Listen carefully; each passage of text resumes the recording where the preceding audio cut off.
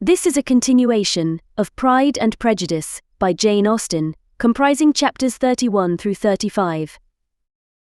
Chapter 31. Colonel Fitzwilliam's manners were very much admired at the parsonage, and the ladies all felt that he must add considerably to the pleasure of their engagements at Rosings. It was some days, however, before they received any invitation thither, for while there were visitors in the house, they could not be necessary, and it was not till Easter Day, almost a week after the gentleman's arrival, that they were honoured by such an attention. And then they were merely asked on leaving church to come there in the evening. For the last week they had seen very little of either Lady Catherine or her daughter. Colonel Fitzwilliam had called at the parsonage more than once during the time, but Mr. Darcy they had only seen at church. The invitation was accepted, of course, and at a proper hour they joined the party in Lady Catherine's drawing-room. Her ladyship received them civilly, but it was plain that their company was by no means so acceptable as when she could get nobody else, and she was, in fact, almost engrossed by her nephews, speaking to them, especially to Darcy, much more than to any other person in the room. Colonel Fitzwilliam seemed really glad to see them. Anything was a welcome relief to him at Rosings, and Mrs. Collins's pretty friend had moreover caught his fancy very much. He now seated himself by her, and talked so agreeably of Kent and Hertfordshire, of travelling and staying at home, of new books and music, that Elizabeth had never been half so well entertained in that room before, and they conversed with so much spirit and flow as to draw the attention of Lady Catherine herself, as well as of Mr. Darcy. His eyes had been soon and repeatedly turned towards them with a look of curiosity, and that her ladyship after a while shared the feeling, was more openly acknowledged, for she did not scruple to call out, "What is that you are saying, Fitzwilliam? What is it you are talking of? What are you telling Miss Bennet? Let me hear what it is." "We are speaking of music, madam," said he, when no longer able to avoid a reply. "Of music. Then pray speak aloud. It is of all subjects my delight. I must have my share in the conversation, if you are speaking of music. There are few people in England, I suppose, who have more true enjoyment of music than myself, or a better natural taste. If I had ever learnt, I should have been a great proficient, and so would Anne, if her health had allowed her to apply. I am confident that she would have performed delightfully. How does Georgiana get on, Darcy?" Mr. Darcy spoke with affectionate praise of his sister's proficiency. "I am very glad to hear such a good account of her," said Lady Catherine, "and pray tell her from me that she cannot expect to excel, if she does not practice a great deal." "I assure you, madam," he replied, "that she does not need such advice. She practices very constantly. So much the better. It cannot be done too much, and when I next write to her, I shall charge her not to neglect it on any account. I often tell young ladies that no excellence in music is to be acquired without constant practice. I have told Miss Bennet several times that she will never play really well unless she practices more, and though Mrs. Collins has no instrument, she is very welcome, as I have often told her, to come to Rosings every day and play on the pianoforte in Mrs. Jenkinson's room. She would be in nobody's way, you know, in that part of the house." Mr. Darcy looked a little ashamed of his aunt's ill-breeding, and made no answer. When coffee was over, Colonel Fitzwilliam reminded Elizabeth of having promised to play to him, and she sat down directly to the instrument. He drew a chair near her.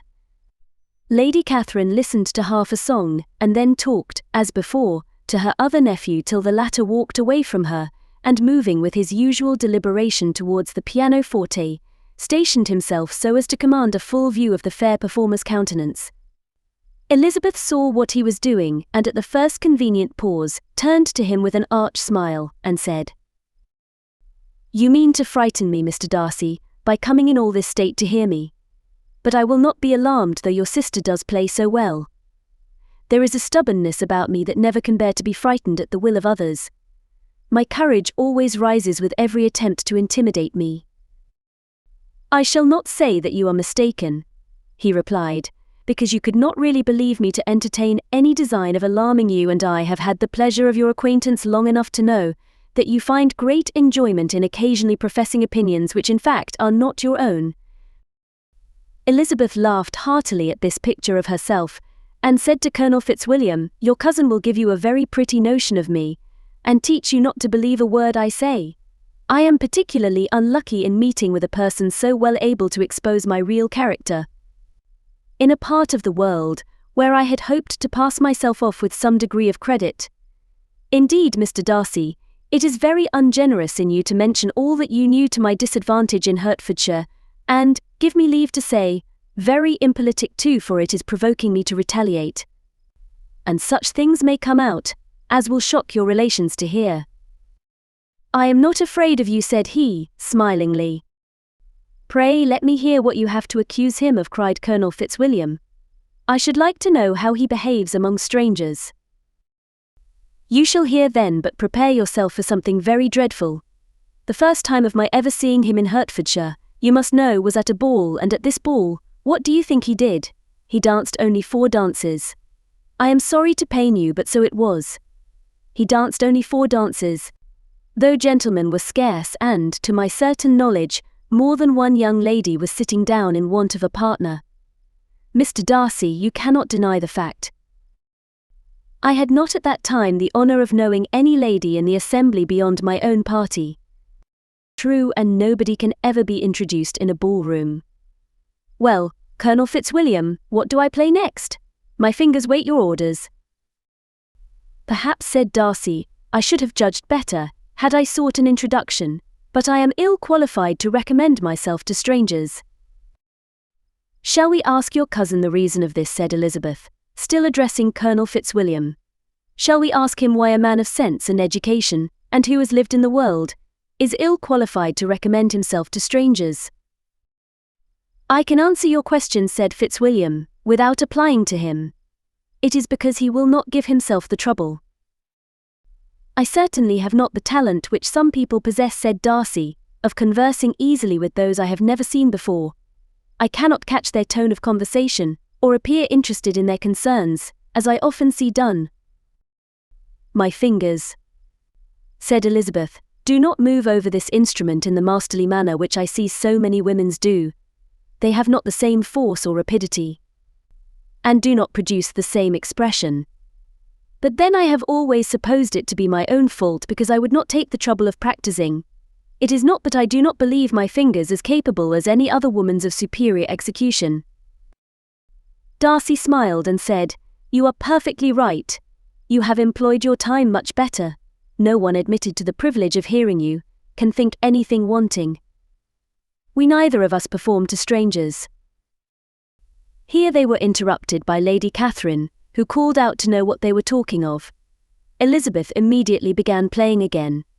Lady Catherine approached, and, after listening for a few minutes, said to Darcy, "Miss Bennet would not play at all amiss, if she practised more, and could have the advantage of a London master.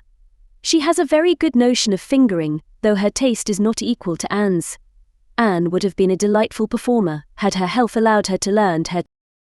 Elizabeth looked at Darcy to see how cordially he assented to his cousin's praise, but neither at that moment, nor at any other, could she discern any symptom of love, and from the whole of his behaviour to Mr. Bore, she derived this comfort for Miss Bingley: that he might have been just as likely to marry her, had she been his relation. Lady Catherine continued her remarks on Elizabeth's performance, mixing with them many instructions on execution and taste. Elizabeth received them with all the forbearance of civility, and at the request of the gentleman remained at the instrument, till her ladyship's carriage was ready to take them all home. Chapter 32. Elizabeth was sitting by herself the next morning, and writing to Jane, while Mrs. Collins and Maria were gone on business into the village, when she was startled by a ring at the door, the certain signal of a visitor. As she had heard no carriage, she thought it not unlikely to be Lady Catherine, and under that apprehension was putting away her half-finished letter that she might escape all impertinent questions, when the door opened, and to her very great surprise Mr. Darcy, and Mr. Darcy only, entered the room. He seemed astonished too on finding her alone, and apologized for his intrusion, by letting her know that he had understood all the ladies to be within. They then sat down, and when her inquiries after Rosings were made, seemed in danger of sinking into total silence. It was absolutely necessary, therefore, to think of something, and in this emergence recollecting when she had seen him last in Hertfordshire, and feeling curious to know what he would say on the subject of their hasty departure, she observed, "How very suddenly you all quitted Netherfield last November, Mr. Darcy. It must have been a most agreeable surprise to Mr. Bingley to see you all after him so soon, for, if I recollect right, he went but the day before. He and his sisters were well, I hope, when you left London?" "Perfectly, so I thank you." She found that she was to receive no other answer and, after a short pause, added, "I think I have understood that Mr. Bingley has not much idea of ever returning to Netherfield again." "I have never heard him say so, but it is probable that he may spend very little of his time there in future. He has many friends, and he is at a time of life when friends and engagements are continually increasing. If he means to be but little at Netherfield, it would be better for the neighbourhood that he should give up the place entirely, for then we might possibly get a settled family there. But perhaps Mr. Bingley did not take the house so much for the convenience of the neighbourhood as for his own, and we must expect him to keep or quit it on the same principle." "I should not be surprised," said Darcy, "if he were to give it up, as soon as any eligible purchase offers." Elizabeth made no answer. She was afraid of talking longer of his friend, and, having nothing else to say, was now determined to leave the trouble of finding a subject to him. He took the hint and soon began with, "This seems a very comfortable house. Lady Catherine, I believe, did a great deal to it when Mr. Collins first came to Hunsford." "I believe she did, and I am sure she could not have bestowed her kindness on a more grateful object. Mr. Collins appears very fortunate in his choice of a wife. Yes, indeed, his friends may well rejoice in his having met with one of the very few sensible women who would have accepted him, or have made him happy if they had. My friend has an excellent understanding, though I am not certain that I consider her marrying Mr. Collins as the wisest thing she ever did. She seems perfectly happy, however, and in a prudential light, it is certainly a very good match for her. It must be very agreeable to her to be settled within so easy a distance of her own family and friends." "An easy distance, do you call it? It is nearly 50 miles. "And what is 50 miles of good road? Little more than half a day's journey. Yes, I call it a very easy distance." "I should never have considered the distance as one of the advantages of the match," cried Elizabeth. "I should never have said Mrs. Collins was settled near her family." "It is a proof of your own attachment to Hertfordshire. Anything beyond the very neighbourhood of Longbourn, I suppose, would appear far." As he spoke there was a sort of smile, which Elizabeth fancied she understood he must be supposing her to be thinking of Jane and Netherfield, and she blushed as she answered, "I do not mean to say that a woman may not be settled too near her family. The far and the near must be relative, and depend on many varying circumstances. Where there is fortune to make the expense of travelling unimportant, distance becomes no evil. But that is not the case here. Mr. and Mrs. Collins have a comfortable income, but not such a one as will allow of frequent journeys, and I am persuaded my friend would not call herself near her family under less than half the present distance." Mr. Darcy drew his chair a little towards her, and said, "You cannot have a right to such very strong local attachment. You cannot have been always at Longbourn." Elizabeth looked surprised. The gentleman experienced some change of feeling. He drew back his chair, took a newspaper from the table, and, glancing over it, said, in a colder voice, "Are you pleased with Kent?" A short dialogue on the subject of the country ensued, on either side calm and concise, and soon put an end to by the entrance of Charlotte and her sister, just returned from their walk. The tete-a-tete surprised them. Mr. Darcy related the mistake which had occasioned his intruding on Miss Bennet, and after sitting a few minutes longer without saying much to anybody, went away. "What can be the meaning of this?" said Charlotte, as soon as he was gone. "My dear Eliza, he must be in love with you, or he would never have called on us in this familiar way." But when Elizabeth told of his silence, it did not seem very likely, even to Charlotte's wishes, to be the case, and after various conjectures, they could at last only suppose his visit to proceed from the difficulty of finding anything to do, which was the more probable from the time of year. All field sports were over. Within doors there was Lady Catherine, books, and a billiard table, but gentlemen cannot be always within doors and in the nearness of the parsonage, or the pleasantness of the walk to it, or of the people who lived in it. The two cousins found a temptation from this period of walking thither almost every day. They called at various times of the morning, sometimes separately, sometimes together, and now and then accompanied by their aunt. It was plain to them all that Colonel Fitzwilliam came because he had pleasure in their society, a persuasion which of course recommended him still more. And Elizabeth was reminded by her own satisfaction in being with him, as well as by his evident admiration of her former favourite George Wickham, and though, in comparing them, she saw there was less captivating softness in Colonel Fitzwilliam's manners, she believed he might have the best informed mind. But why Mr. Darcy came so often to the parsonage it was more difficult to understand. It could not be for society, as he frequently sat there 10 minutes together without opening his lips, and when he did speak, it seemed the effect of necessity, rather than of choice a sacrifice to propriety, not a pleasure to himself. He seldom appeared really animated.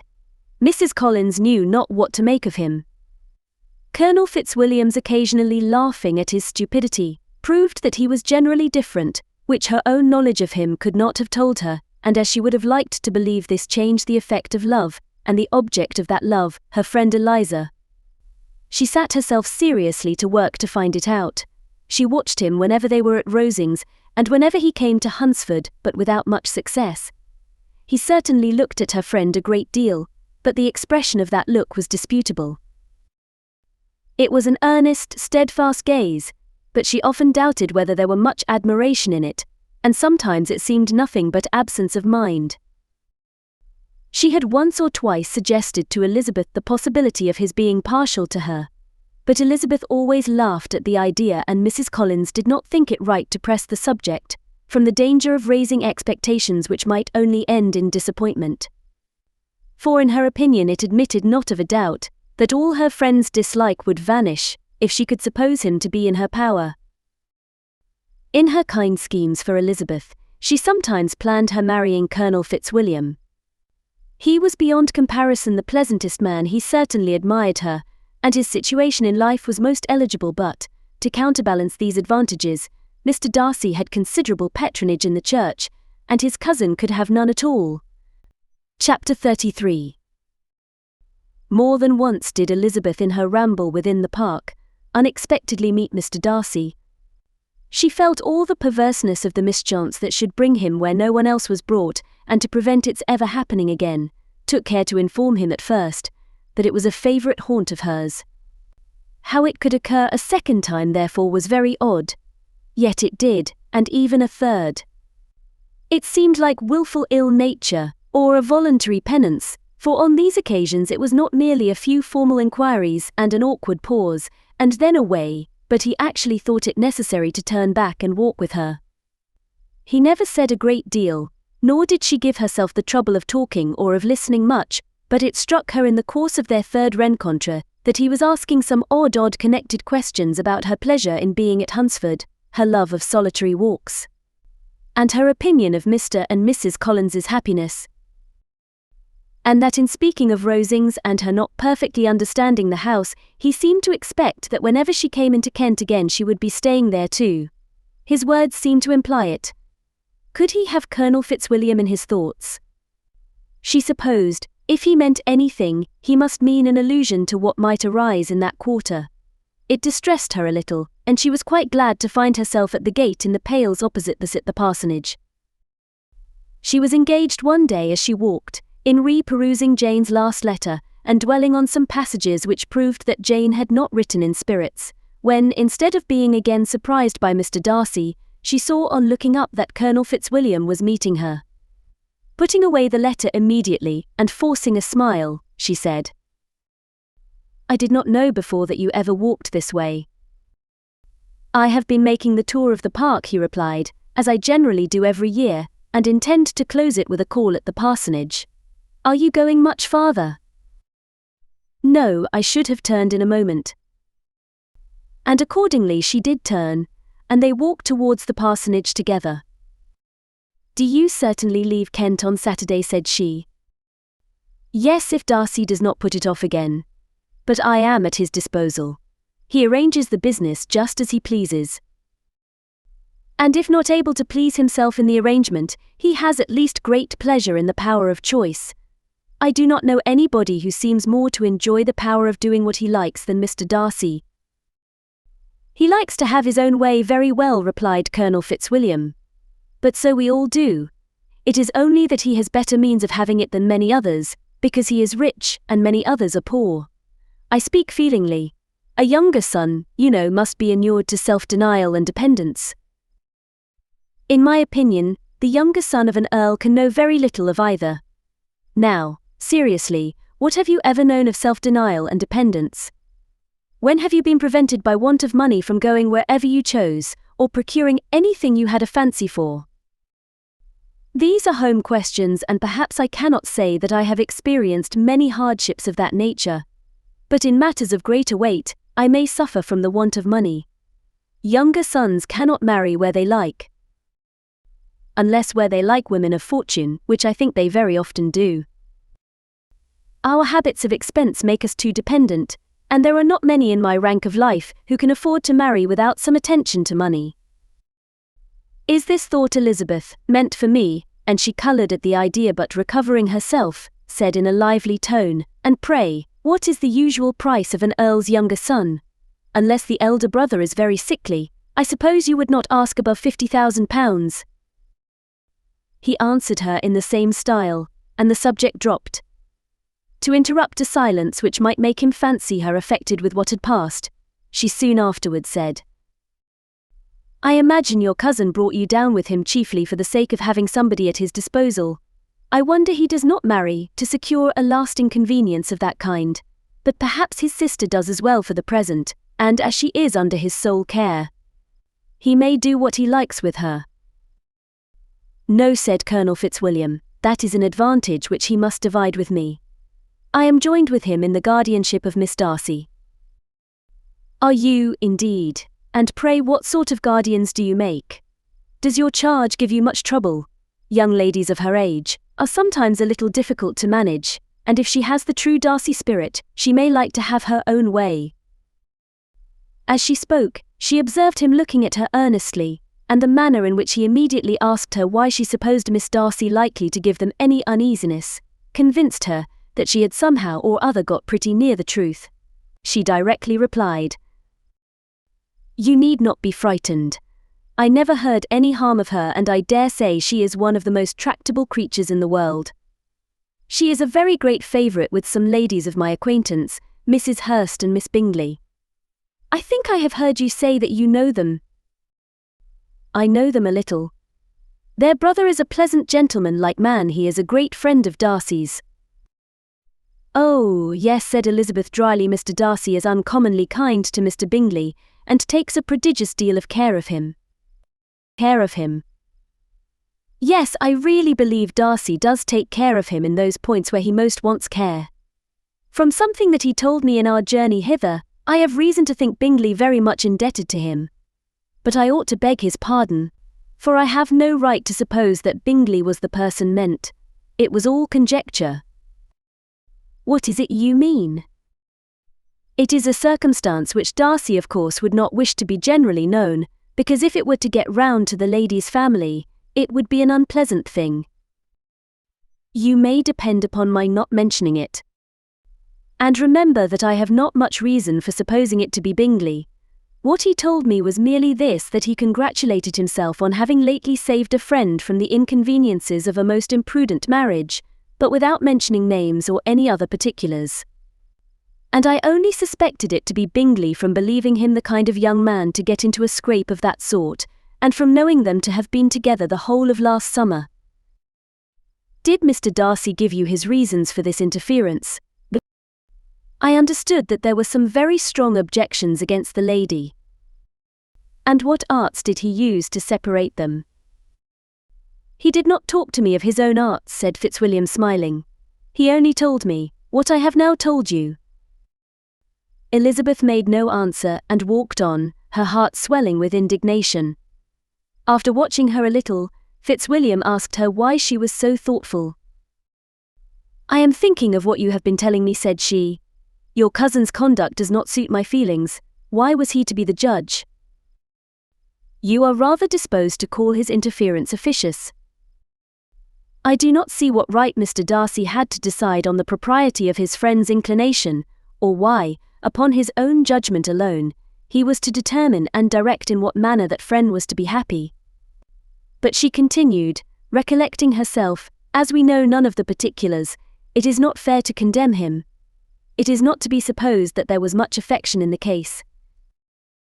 "That is not an unnatural surmise," said Fitzwilliam, "but it is lessening the honour of my cousin's triumph very sadly."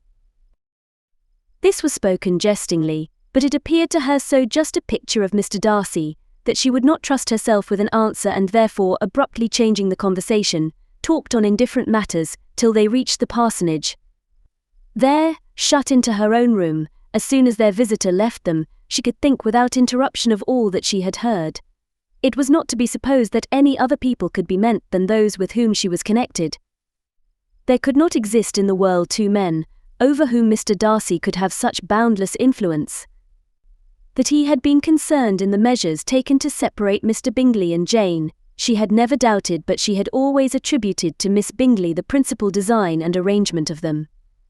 If his own vanity, however, did not mislead him, he was the cause, his pride and caprice were the cause of all that Jane had suffered, and still continued to suffer. He had ruined for a while every hope of happiness for the most affectionate, generous heart in the world, and no one could say how lasting an evil he might have inflicted. There were some very strong objections against the lady, were Colonel Fitzwilliam's words, and these strong objections probably were, her having one uncle, who was a country attorney, and another who was in business in London. To Jane herself, she exclaimed, there could be no possibility of objection. All loveliness and goodness as she is, her understanding excellent, her mind improved, and her manners captivating, neither could anything be urged against my father, who, though with some peculiarities, has abilities which Mr. Darcy himself need not disdain, and respectability which he will probably never reach. When she thought of her mother, indeed, her confidence gave way a little, but she would not allow that any objections there had material weight with Mr. Darcy, whose pride, she was convinced, would receive a deeper wound from the want of importance in his friends' connections than from their want of sense, and she was quite decided at last that he had been partly governed by this worst kind of pride, and partly by the wish of retaining Mr. Bingley for his sister. The agitation and tears which the subject occasioned brought on a headache, and it grew so much worse towards the evening that, added to her unwillingness to see Mr. Darcy, it determined her not to attend her cousins to Rosings, where they were engaged to drink tea. Mrs. Collins, seeing that she was really unwell, did not press her to go, and as much as possible prevented her husband from pressing her, but Mr. Collins could not conceal his apprehension of Lady Catherine's being rather displeased by her staying at home. Chapter 34. When they were gone, Elizabeth, as if intending to exasperate herself as much as possible against Mr. Darcy, chose for her employment the examination of all the letters which Jane had written to her since her being in Kent. They contained no actual complaint, nor was there any revival of past occurrences, or any communication of present suffering. But in all, and in almost every line of each, there was a want of that cheerfulness which had been used to characterize her style, and which, proceeding from the serenity of a mind at ease with itself, and kindly disposed towards everyone, had been scarcely ever clouded. Elizabeth noticed every sentence conveying the idea of uneasiness, with an attention which it had hardly received on the first perusal.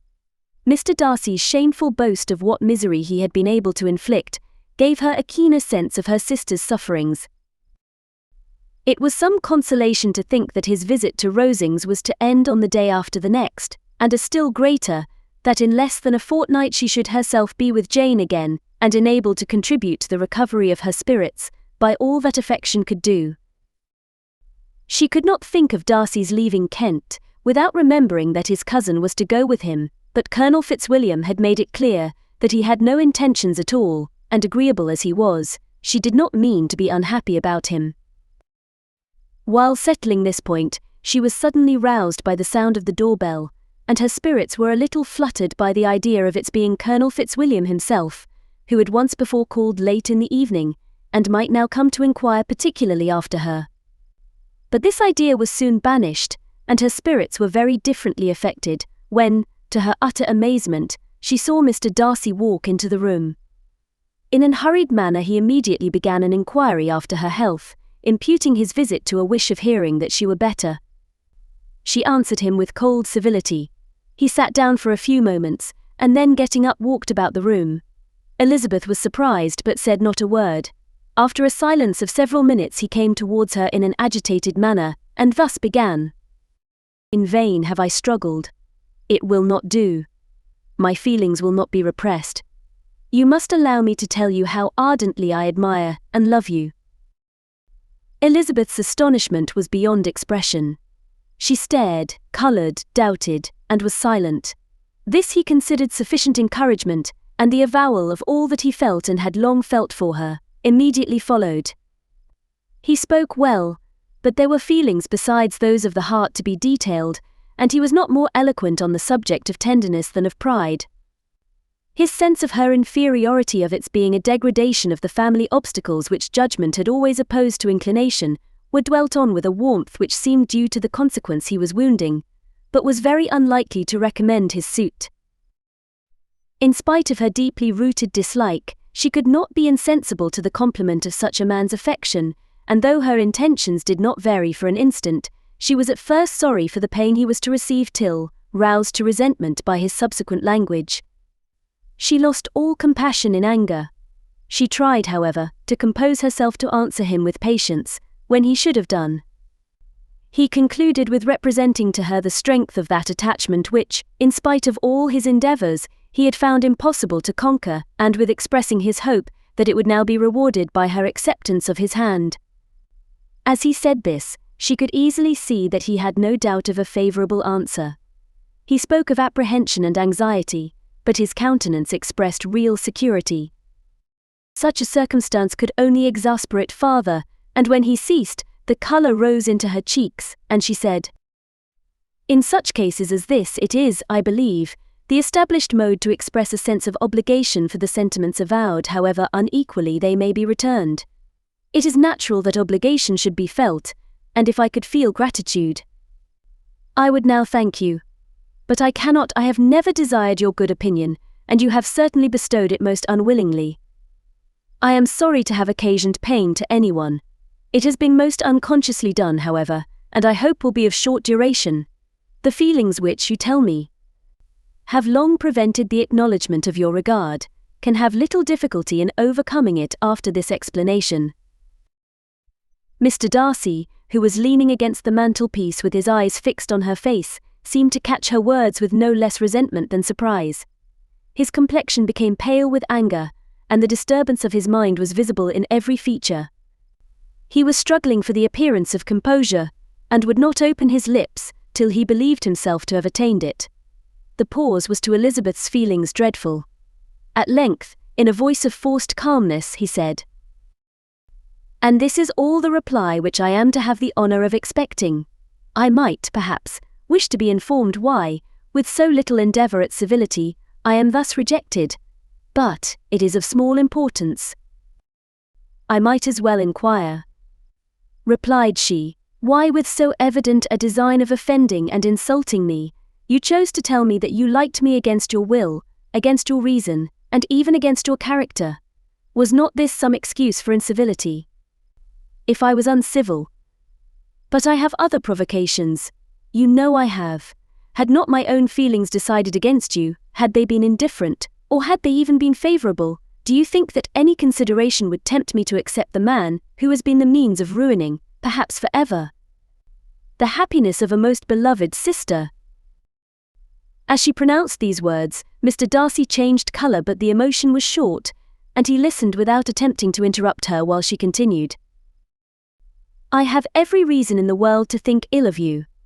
No motive can excuse the unjust and ungenerous part you acted there. You dare not, you cannot deny that you have been the principal, if not the only means of dividing them from each other.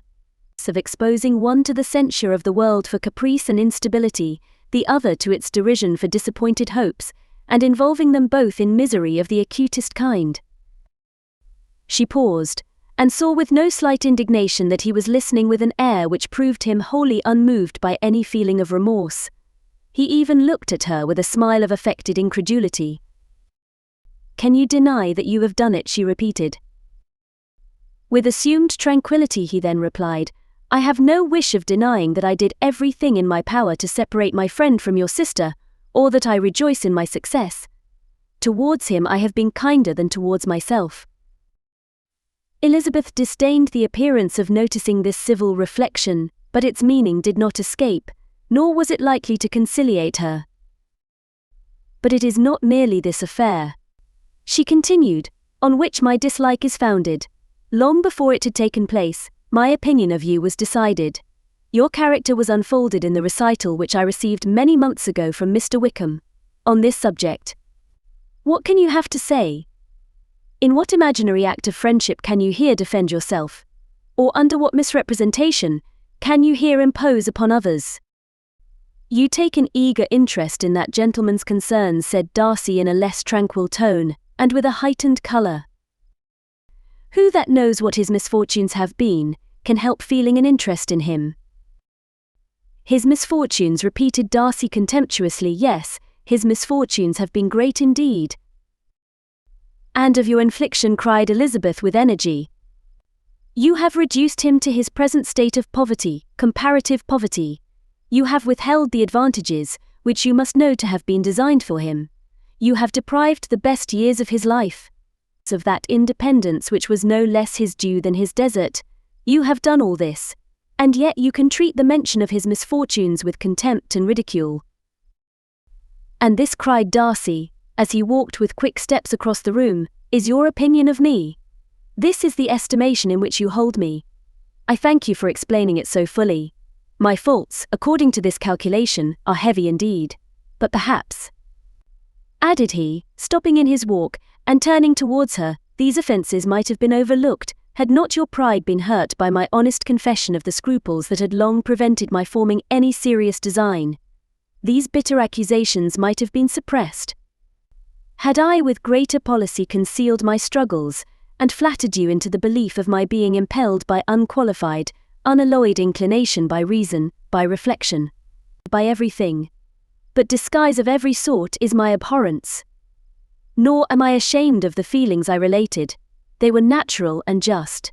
Could you expect me to rejoice in the inferiority of your connections? To congratulate myself on the hope of relations, whose condition in life is so decidedly beneath my own?"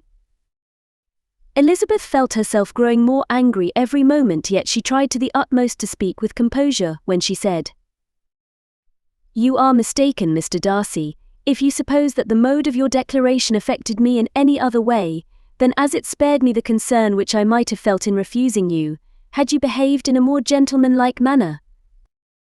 She saw him start at this, but he said nothing, and she continued, "You could not have made me the offer of your hand in any possible way that would have tempted me to accept it." Again his astonishment was obvious, and he looked at her with an expression of mingled incredulity and mortification. She went on, "From the very beginning, from the first moment, I may almost say, of my acquaintance with you, your manners impressing me with the fullest belief of your arrogance, your conceit, and your selfish disdain of the feelings of others, were such as to form that groundwork of disapprobation, on which succeeding events have built so immovable a dislike, and I had not known you a month before I felt that you were the last man in the world whom I could ever be prevailed on to marry." "You have said quite enough, madam. I perfectly comprehend your feelings, and have now only to be ashamed of what my own have been. Forgive me for having taken up so much of your time, and accept my best wishes for your health and happiness." And with these words he hastily left the room, and Elizabeth heard him the next moment open the front door and quit the house. The tumult of her mind was now painfully great. She knew not how to support herself, and from actual weakness sat down and cried for half an hour. Her astonishment, as she reflected on what had passed, was increased by every review of it. That she should receive an offer of marriage from Mr. Darcy, that he should have been in love with her for so many months. So much in love as to wish to marry her in spite of all the objections which had made him prevent his friends marrying her sister, and which must appear at least with equal force in his own case, was almost incredible. It was gratifying to have inspired unconsciously so strong an affection. But his pride, his abominable pride, his shameless avowal of what he had done with respect to Jane, his unpardonable assurance in acknowledging, though he could not justify it, and the unfeeling manner in which he had mentioned Mr. Wickham, his cruelty towards whom he had not attempted to deny, soon overcame the pity which the consideration of his attachment had for a moment excited. She continued in very agitating reflections till the sound of Lady Catherine's carriage made her feel how unequal she was to encounter Charlotte's observation, and hurried her away to her room. Chapter 35. Elizabeth awoke the next morning to the same thoughts and meditations which had at length closed her eyes.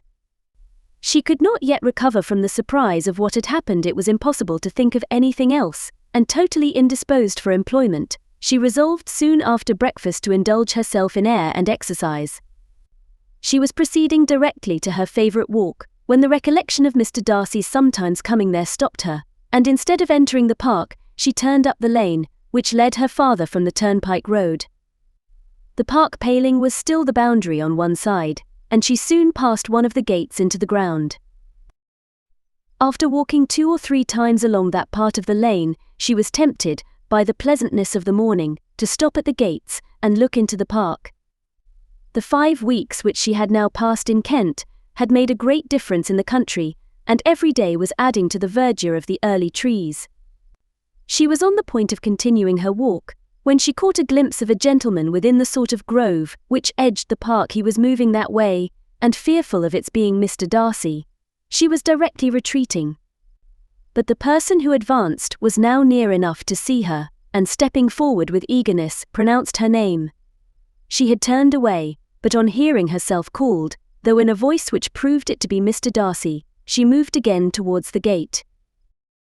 He had by that time reached it also, and holding out a letter, which she instinctively took, said with a look of haughty composure, "I have been walking in the grove some time in the hope of meeting you.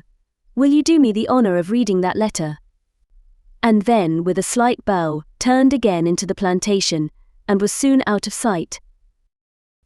With no expectation of pleasure, but with the strongest curiosity, Elizabeth opened the letter, and to her still increasing wonder, perceived an envelope containing 2 sheets of letter paper, written quite through, in a very close hand. The envelope itself was likewise full. Pursuing her way along the lane, she then began it. It was dated from Rosings, at 8 o'clock in the morning, and was as follows. "Be not alarmed, madam, on receiving this letter, by the apprehension of its containing any repetition of those sentiments, or renewal of those offers, which were last night so disgusting to you. I write without any intention of paining you, or humbling myself, by dwelling on wishes which, for the happiness of both, cannot be too soon forgotten, and the effort which the formation, and the perusal of this letter must occasion, should have been spared, had not my character required it to be written and read. You must, therefore, pardon the freedom with which I demand your attention. Your feelings, I know, will bestow it unwillingly, but I demand it of your justice. 2 offences of a very different nature, and by no means of equal magnitude, you last night laid to my charge. The first mentioned was that, regardless of the sentiments of either, I had detached Mr. Bingley from your sister, and the other, that I had, in defiance of various claims, in defiance of honour and humanity, ruined the immediate prosperity, and blasted the prospects of Mr. Wickham. Wilfully and wantonly to have thrown off the companion of my youth, the acknowledged favourite of my father, a young man who had scarcely any other dependence than on our patronage, and who had been brought up to expect its exertion, would be a depravity, to which the separation of 2 young persons, whose affection could be the growth of only a few weeks, could bear no comparison. Here again I shall give you pain to what degree you only can tell. But whatever may be the sentiments which Mr. Wickham has created, a suspicion of their nature shall not prevent me from unfolding his real character. It adds even another motive.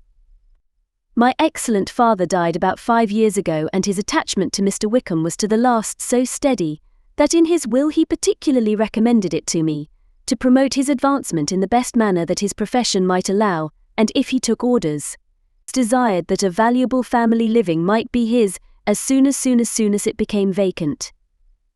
There was also a legacy of £1,000. His own father did not long survive mine, and within half a year from these events, Mr. Wickham wrote to inform me that, having finally resolved against taking orders, he hoped I should not think it unreasonable for him to expect some more immediate pecuniary advantage, in lieu of the preferment, by which he could not be benefited. But from the severity of that blame which was last night so liberally bestowed, respecting each circumstance, I shall hope to be in future secured, when the following account of my actions and their motives has been read. If, in the explanation of them which is due to myself, I am under the necessity of relating feelings which may be offensive to yours, I can only say that I am sorry. The necessity must be obeyed, and farther apology would be absurd. I had not been long in Hertfordshire before I saw, in common with others, that Bingley preferred your eldest sister to any other young woman in the country, but it was not till the evening of the dance at Netherfield that I had any apprehension of his feeling a serious attachment. I had often seen him in love before. He had some intention, he added, of studying the law, and I must be aware that the interest of £1,000 would be a very insufficient support therein.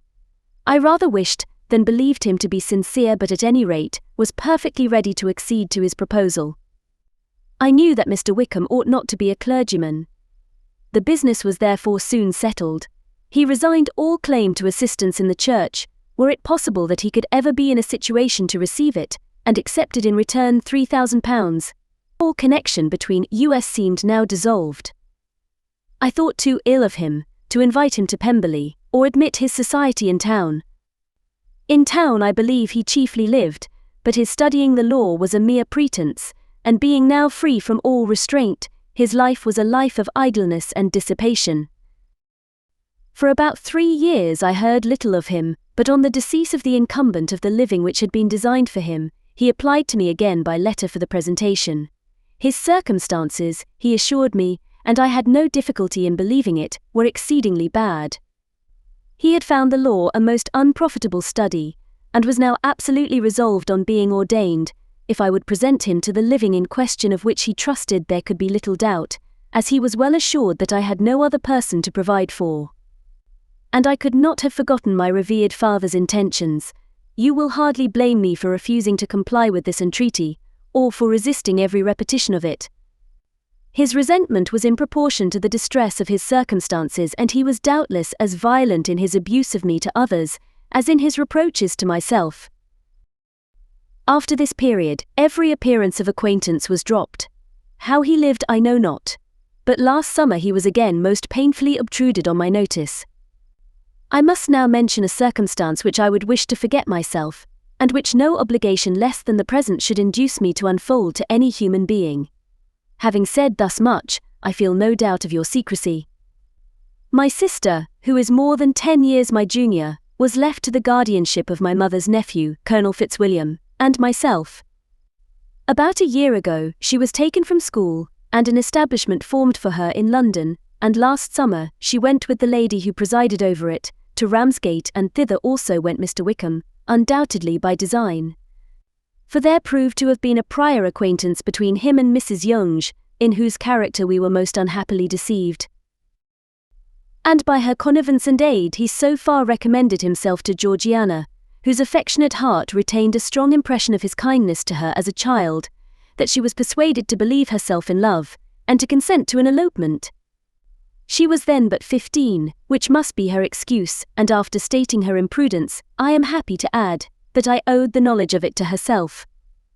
I joined them unexpectedly a day or two before the intended elopement, and then Georgiana, unable to support the idea of grieving and offending a brother whom she almost looked up to as a father, acknowledged the whole to me. You may imagine what I felt, and how I acted. Regard for my sister's credit and feelings prevented any public exposure, but I wrote to Mr. Wickham, who left the place immediately, and Mrs. Younge was of course removed from her charge. Mr. Wickham's chief object was unquestionably my sister's fortune, which is £30,000. But I cannot help supposing that the hope of revenging himself on me was a strong inducement. His revenge would have been complete indeed. This, madam, is a faithful narrative of every event in which we have been concerned together, and if you do not absolutely reject it as false, you will, I hope, acquit me henceforth of cruelty towards Mr. Wickham. I know not in what manner, under what form of falsehood he has imposed on you, but his success is not perhaps to be wondered at. Ignorant as you previously were of everything concerning either, detection could not be in your power, and suspicion certainly not in your inclination. You may possibly wonder why all this was not told you last night, but I was not then master enough of myself to know what could or ought to be revealed. For the truth of everything here related, I can appeal more particularly to the testimony of Colonel Fitzwilliam, who, from our near relationship and constant intimacy, and still more as one of the executors of my father's will, has been unavoidably acquainted with every particular of these transactions. If your abhorrence of me should make my assertions valueless, you cannot be prevented by the same cause from confiding in my cousin, and that there may be the possibility of consulting him, I shall endeavour to find some opportunity of putting this letter in your hands in the course of the morning. I will only add, God bless you. At that ball, while I had the honour of dancing with you, I was first made acquainted, by Sir William Lucas's accidental information, that Bingley's attentions to your sister had given rise to a general expectation of their marriage. He spoke of it as a certain event, of which the time alone could be undecided. From that moment I observed my friend's behaviour attentively, and I could then perceive that his partiality for Miss Bennet was beyond what I had ever witnessed in him. Your sister I also watched. Her look and manners were open, cheerful and engaging as ever, but without any symptom of peculiar regard, and I remained convinced from the evening's scrutiny, that though she received his attentions with pleasure, she did not invite them by any participation of sentiment. If you have not been mistaken here, I must have been in an error. Your superior knowledge of your sister must make the latter probable. If it be so, if I have been misled by such error, to inflict pain on her, your resentment has not been unreasonable. But I shall not scruple to assert, that the serenity of your sister's countenance and air was such, as might have given the most acute observer a conviction that, however amiable her temper, her heart was not likely to be easily touched. That I was desirous of believing her indifferent is certain, but I will venture to say that my investigations and decisions are not usually influenced by my hopes or fears. I did not believe her to be indifferent because I wished it. I believed it on impartial conviction, as truly as I wished it in reason. My objections to the marriage were not merely those which I last night acknowledged to have required the utmost force of passion to put aside. In my own case the want of connection could not be so great an evil to my friend as to me. But there were other causes of repugnance, causes which, though still existing, and existing to an equal degree in both instances, I had myself endeavoured to forget, because they were not immediately before me. These causes must be stated, though briefly. The situation of your mother's family, though objectionable, was nothing in comparison of that total want of propriety so frequently, so almost uniformly betrayed by herself, by your 3 younger sisters, and occasionally even by your father. Pardon me. It pains me to offend you. But amidst your concern for the defects of your nearest relations, and your displeasure at this representation of them, let it give you consolation to consider that, to have conducted yourselves so as to avoid any share of the like censure, is praise no less generally bestowed on you and your eldest sister, than it is honourable to the sense and disposition of both. I will only say farther, that from what passed that evening, my opinion of all parties was confirmed, and every inducement heightened, which could have led me before, to preserve my friend from what I esteemed a most unhappy connection. He left Netherfield for London, on the day following, as you, I am certain, remember, with the design of soon returning. The part which I acted is now to be explained. His sister's uneasiness had been equally excited with my own. Our coincidence of feeling was soon discovered, and, alike sensible that no time was to be lost in detaching their brother, we shortly resolved on joining him directly in London. We accordingly went, and there I readily engaged in the office of pointing out to my friend the certain evils of such a choice. I described and enforced them earnestly. But however this remonstrance might have staggered or delayed his determination, I do not suppose that it would ultimately have prevented the marriage, had it not been seconded by the assurance which I hesitated not in giving, of your sister's indifference. He had before believed her to return his affection with sincere, if not with equal regard.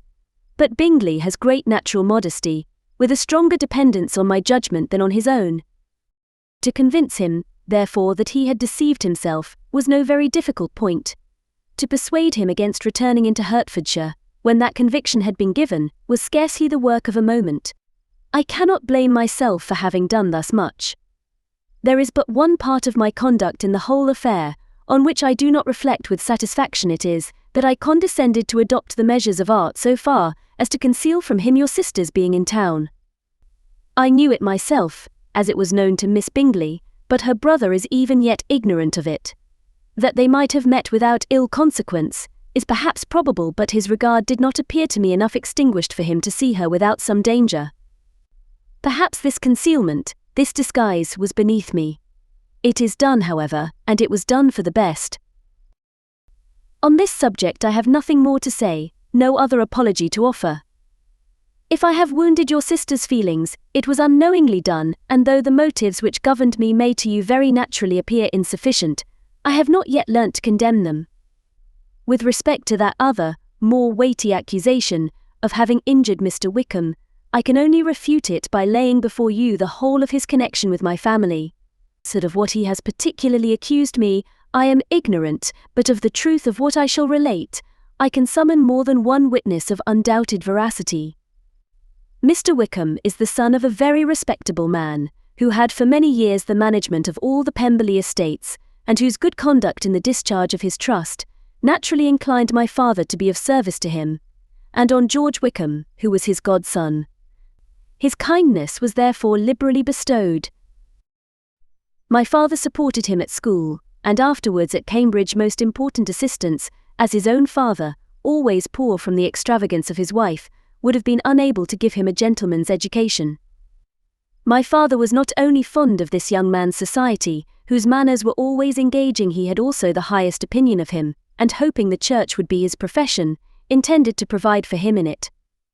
As for myself, it is many, many years since I first began to think of him in a very different manner.